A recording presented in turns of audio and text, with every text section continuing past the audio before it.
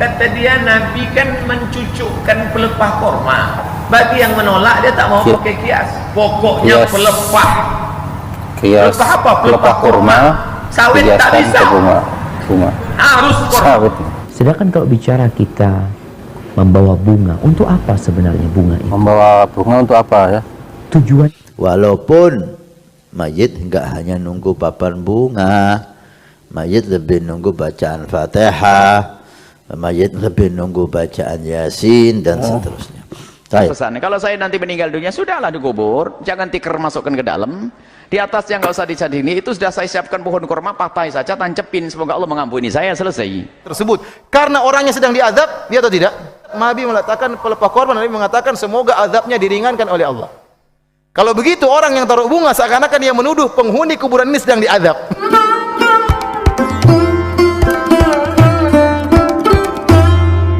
Assalamualaikum warahmatullahi wabarakatuh.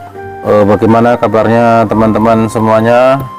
Mudah-mudahan tetap sehat-sehat selalu dan tetap dalam lindungan Allah Subhanahu wa taala. Amin. Baiklah, berjumpa lagi ya dengan kami, channel yang membahas tentang kajian-kajian ataupun hukum-hukum Islam yang akan disampaikan oleh ustadz-ustadz yang admin kumpulkan. Dan pada kesempatan kali ini ya akan admin bahas mengenai hukum menabur bunga di atas kuburan.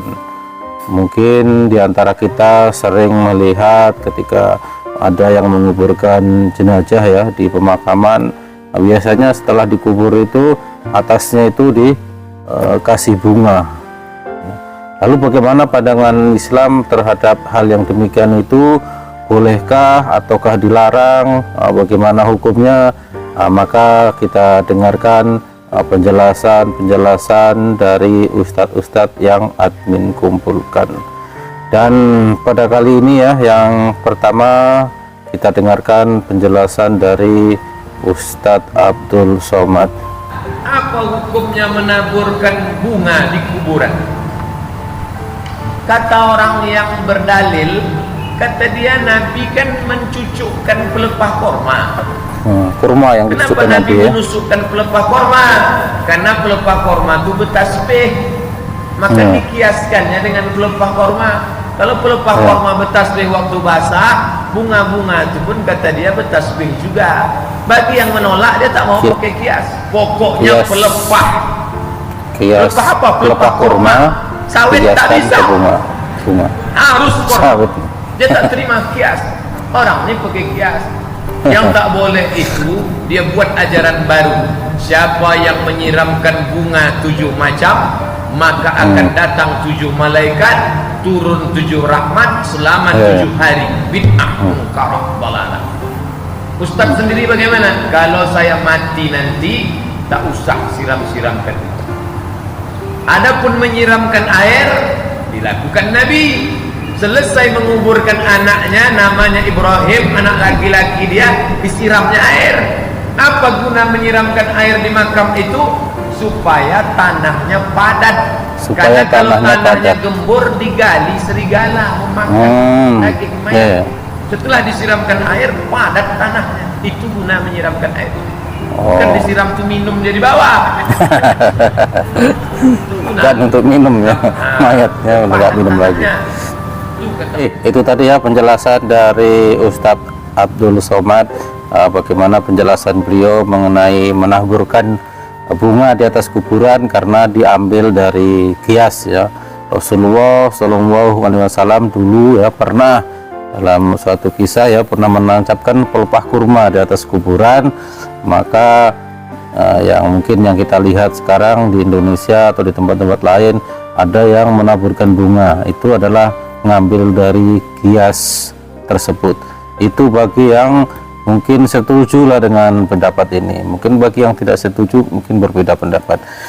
Baiklah, untuk selanjutnya kita dengarkan yang kedua, yaitu penjelasan dari Ustadz Syafiq Riza Basalamah. Bagaimana penjelasan beliau mengenai menabur bunga di atas kuburan. Berkaitan dengan ziarah kubur dengan membawa bunga, membawa air yang disiramkan ke kuburan. Apakah ada gunanya buat yang mati? apakah ada gunanya buat yang Rasulullah Shallallahu Alaihi Wasallam, beliau pernah melewati kuburan. Kemudian beliau mengambil pelepah kurma. Lalu pelepah kurma itu dibagi dua dan ditancapkan ke dua kuburan. Beliau mengatakan innahuma yu'adzaban. Dua orang ini sedang diazab. dua orang sedang diadab Beliau menancapkan di dalam kuburannya. dua pelepah kurma itu karena rahmat, kesian beliau dengan dua orang yang disiksa itu. Siap. Maka beliau mengatakan harapannya selama dua pelepah ini masih basah, semoga dia diringankan azab. Jadi Nabi memberikan syafaat sebenarnya. Syafaat yang terbatas waktunya. Bukan orang itu kemudian nggak disiksa sama sekali, dia tetap, tapi dikasih syafaat selama pelepah itu masih basah. Selama Kalau udah pelepah kering masih berarti ya udah. basah. Sedangkan kalau bicara kita membawa bunga, untuk apa sebenarnya bunga itu? Membawa bunga untuk apa ya? Tujuannya apa? Tujuannya apa? Apakah dengan bunga itu ada keyakinan-keyakinan orang itu akan diringankan azabnya atau apa? Ingat, itu kekhususan buat Nabi alaihi salatu wassalam, bukan untuk semua orang. Sehingga bukan setelah kejadian itu tersebar di kota Madinah, akhirnya penduduk Madinah pada motongin pohon kurma kemudian menancapkan ke kuburan-kuburan keluarga mereka. Enggak. Itu tadi ya penjelasan dari Ustadz Syafiq Riza Basalama. Beliau menjelaskan bahwasanya ketika Nabi memotong pelepah lalu ditancapkan di kuburan itu adalah khusus untuk Nabi ya. Dan setelah kejadian itu tidak ada para sahabat yang menancapkan pelepah kurma di atas kuburan saudaranya yang telah dikubur. Baik, selanjutnya kita dengarkan penjelasan dari Habib Hasan. Bagaimana beliau menjelaskan tentang hukum menabur bunga di atas kuburan atau memberikan papan bunga untuk almarhum atau almarhumah. Baik, kita dengarkan penjelasan beliau. Untuk memajang papan bunga di tempat orang meninggal dunia, nggak ada larangan. Papan bunga nggak ada larangan. Nggak ada papan bunga larangan, jangan nggak ada dilarang. larangan ya. Kalau bunga itu bunga hidup, ada insya Allah ada manfaatnya seperti di dalam hadis Nabi Shallallahu Alaihi Wasallam. Makanya ketika bunga itu masih hidup di makam, kita dilarang untuk ngambil. Ya, kita dilarang untuk Berkah Habib, mengambil lihat bunga yang dulu ada di bunganya makam. masih hidup apa udah mati? Masih hidup, haram. Udah mati, bunganya udah kering, boleh Anda ambil. Kalau Anda yakini itu berkah, nggak ada masalah. Kenapa hidup nggak boleh, mati boleh? Karena bunga yang hidup diriwayatkan memintakan ampun kepada si mayit. Ketika Anda ambil, Anda merugikan si mayit. Itu bunga masih hidup, berarti masih memberikan manfaat kepada si mayit. Dalilnya Nabi Shallallahu Alaihi Wasallam ziarah ke satu makam. Makam itu kata Nabi disiksa oleh Allah, dan siksanya itu dosa yang dianggap kecil padahal itu besar. Ada dua mayit, yang satu kanat yamsi bin namimah, dia sering mengadu domba orang. Dipikir hal sering itu mengadu domba. dosa kecil padahal itu besar. Yang satu kalau kencing nggak bersih, sehingga nggak bersih. najis itu kemana-mana, sehingga dia sholat dengan najis. Maka ringkas kisah, Nabi memotong satu batang pohon, ditancapkan di kubur sini, ditancapkan di kubur sini. Kemudian beliau bersabda, ini sabdanya, selama pohon ini hidup nggak mati, memintakan ampun kepada si mayit. Ini sabda Nabi, bahwa pohon yang hidup yang ditaruh di atas mayit memintakan ampun kepada si mayit. Ini sabda Nabi. Kalau dikatakan bid'ah, bid'ahnya yang mana? Ngikuti sunnah kok bid'ah? Ada bid'ah ngikuti sunnah? Bid'ah itu melanggar sunnah. Oleh karena itu papan bunga bisa dimasukkan dalam hal ini. Selama dia hidup ada manfaat. Walaupun mayit enggak hanya nunggu papan bunga, mayit lebih nunggu bacaan Fatihah, mayit lebih nunggu bacaan Yasin dan seterusnya. Baik. Oke, itu tadi ya penjelasan dari Habib Hasan, bagaimana beliau menjelaskan tentang bunga yang ada di kuburannya atau yang ditaburkan di kuburan itu kalau masih hidup atau masih basah, maka dia akan selalu memintakan ampun kepada mayat yang ada di bawah kuburan. Baiklah, selanjutnya kita dengarkan penjelasan dari Buya Yahya, bagaimana beliau menjelaskan tentang hukum menabur bunga di atas kuburan. Mari sama-sama kita dengarkan. Berbunga, tidak ada hadis tentang bunga, yang ada adalah tentang pelepah kurma. Ceritanya Nabi pernah melewati kubur menangis. Ada dua kubur, ini menunjukkan siksa kubur ada di dalam kubur menangis diseksa. Ternyata setelah itu, setelah ditanya mereka diseksa karena yang satu adalah kalau bersuci itu adalah mengentengkan, menggampangkan ketika bersuci. Yang kedua adalah suka menggunjing. Yang kedua yang suka menggunjing dalam kuburan. Kemudian setelah itu oleh Rasulullah SAW dipotahkan pelepah kurma, ditancapkan di situ, dan Nabi mengatakan bahasanya ini akan memohonkan ampun kepada yang ada di dalamnya sampai ini adalah mengering. Sehingga disunahkan kita untuk menancapkan sesuatu bebasahan pelepah kurma. Jika ada pelepah kurma, kalau tidak ya pelepah pohon kelapa atau apa saja. Ini yang disunahkan. Kemudian apakah bunga itu disunahkan? Bunga? Apakah bunga disunahkan? Bunga adalah sesuatu yang basah. Kalau seandainya kita menebar bunga, tentunya bukan seperti keyakinan sebagian orang. Tidak ada hubungannya dengan Hindu Buddha seharusnya. Kalau punya keyakinan-keyakinan lain, tidak boleh. Adapun bunga, kalau niatnya adalah kita untuk seperti yang dilakukan Nabi itu, bahwasanya ini adalah selagi basah akan mohonkan ampun. Sebab basahan, apakah bunga, pohon pisang, bukan tikar diangkat, jangan dimasukkan ke kubur. Tikar itu bukan kendi sama telur dan degan buat saya itu. Nah, ini nanti kalau saya habis nalkinnya itu, habis cak haus kasih degan. Ada benda jauh, kita berjalan jauh, masya Allah, lupa dikasih air, degannya ditinggalin. Buat saya aja mestinya itu. Apalagi telur didadar nanti buatnya. Buat anak santri kalau banyak 2 kintal gitu. Nggak usah yang demikian ya, nggak usah meninggalkan makan di situ. Oke, kalau jangan meninggalkan makanan di kuburan ya. Kendi kecil buat minum, bukan ditinggal. Nggak usah yang demikian itu. Memang kalau naik mau minum ke kubur yang meninggal dunia, nggak ada itu semua.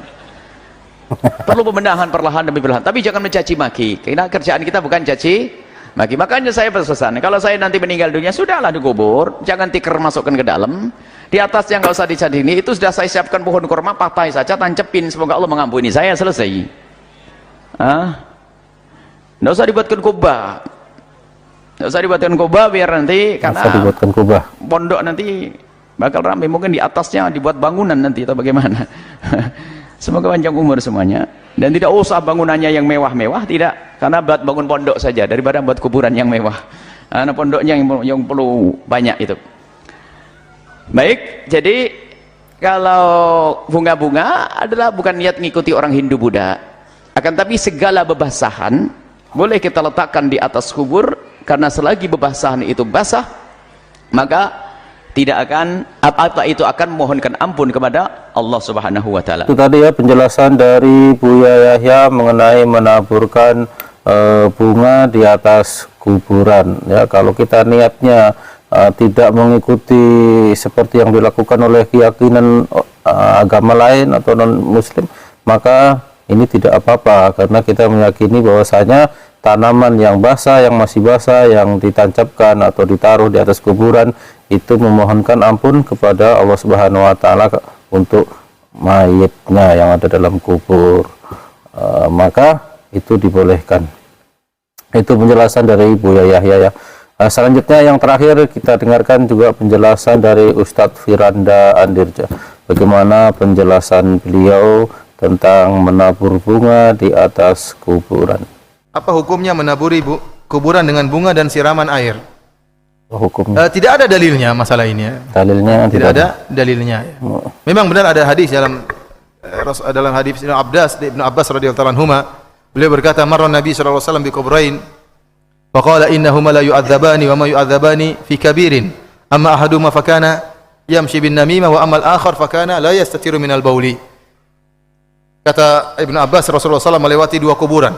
Kemudian Nabi SAW berkata kepada para sahabatnya, sungguhnya dua penghuni kubur ini sedang diazab. Yang satu diazab karena tidak bersih dalam beristinja tatkala buang air kecil, dan yang satu diazab karena suka namimah, dalam riwayat lain karena ghibah. Ya. Fa akhadha al-jaridata fa shaqqaha nisfain. Jaridah ar-ratbah, Rasulullah SAW pun mengambil sebuah jaridah pelepah korma yang masih basah, fa shaqqaha nisfain. Fa gharaza ala kulli qabrin wahidatan minhuma. Maka setelah Rasulullah SAW membelah pelepah yang masih basah tersebut, Rasulullah SAW menanamkan yang setengahnya kepada satu kuburan, yang satunya kepada kuburan yang lain. Ya. Kemudian Rasulullah SAW mengatakan, Allah an yukhaffifa anhuma ma lam yaibasa. Semoga Allah meringankan siksaan mereka berdua selama kedua pelepah ini masih kering. Selama kedua pelepah ini masih kering. Maka sebagian ulama seperti ulama Syafi'iyah mengatakan, kenapa pelepah korma tersebut meringankan beban siksaan orang yang sedang disiksa? Kata mereka karena pelepah korma tersebut bertasbih. Ini pendapat sebagian ulama. Karena pelepah kurma Ulama Syafi'iyah, ulama yang masyhur. Semua pohon bertasbih. Sehingga dari situ mungkin ada pendapat bahwasanya yang basah-basah hendaknya diletakkan di mana? Di atas kuburan. Sampai-sampai ada yang tanam pohon ya. Basah terus ya. Tanam pohon. Jawabannya itu ilah tidak ada dalilnya bahwasanya diringankan dosa siksaan tersebut karena pelepah yang basah sedang bertasbih. Kenapa? Karena dalam Al-Quran disebutkan semuanya bertasbih, baik yang kering maupun yang basah. Paham? Mana dalilnya kalau pelepah korma sudah kering kemudian dia tidak bertasbih kepada Allah Subhanahu wa taala? Bahkan seluruhnya bertasbih. Baik batu, baik apa, semuanya bertasbih. Semua yang ada di langit dan bumi bertasbih kepada Allah Subhanahu wa taala. Yang benar, siksaan mereka berdua dikurangi karena doa Nabi sallallahu alaihi wasallam. Nabi yang meletakkan. Kenapa kalau memang karena basah, masalah basah, harusnya Nabi tanam pohon korma.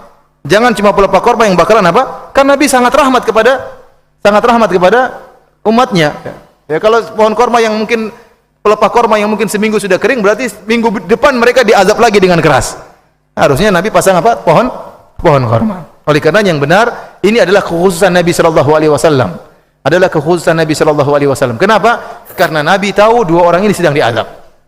Makanya Nabi berkata kepada para sahabat, innahuma la yu'adzabani. Sungguhnya penghuni kedua kuburan ini sungguh-sungguh benar sedang diazab oleh Allah Subhanahu wa taala.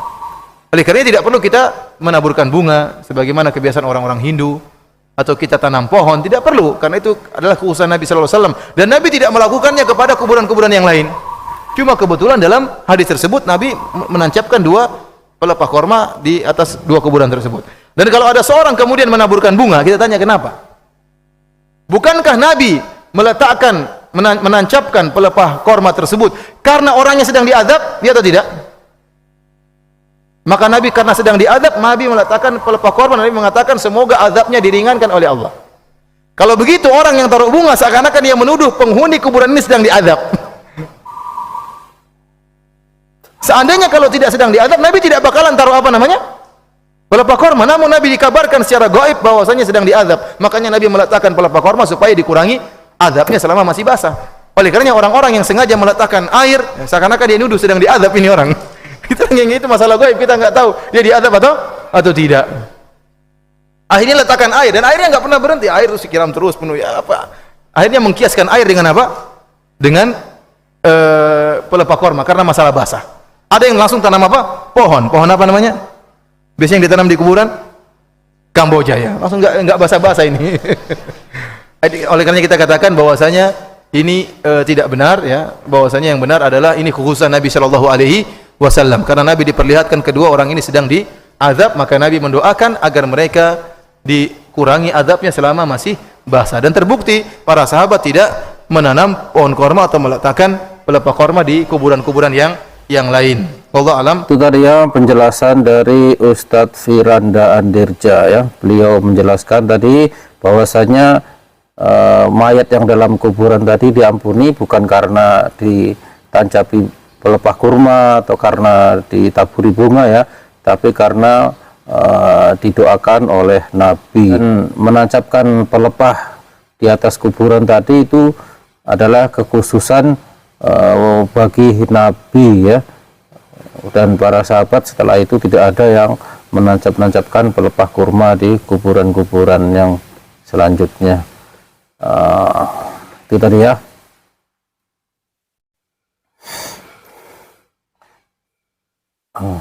Baiklah ya. Oke, itu tadi penjelasan Ustadz-Ustadz yang sudah admin kumpulkan di video ini ya, mengenai hukum menaburkan bunga di atas kuburan. Dan silakan bagi teman-teman semua untuk menyimpulkan mana kira-kira yang menurut Anda benar. Silakan komentar di bawah ini, tetapi dengan komentar yang sopan, saling menghormati, tidak saling mencaci maki. Terima kasih. Wassalamualaikum warahmatullahi wabarakatuh. Jangan lupa ya untuk like dan subscribe. Terima kasih.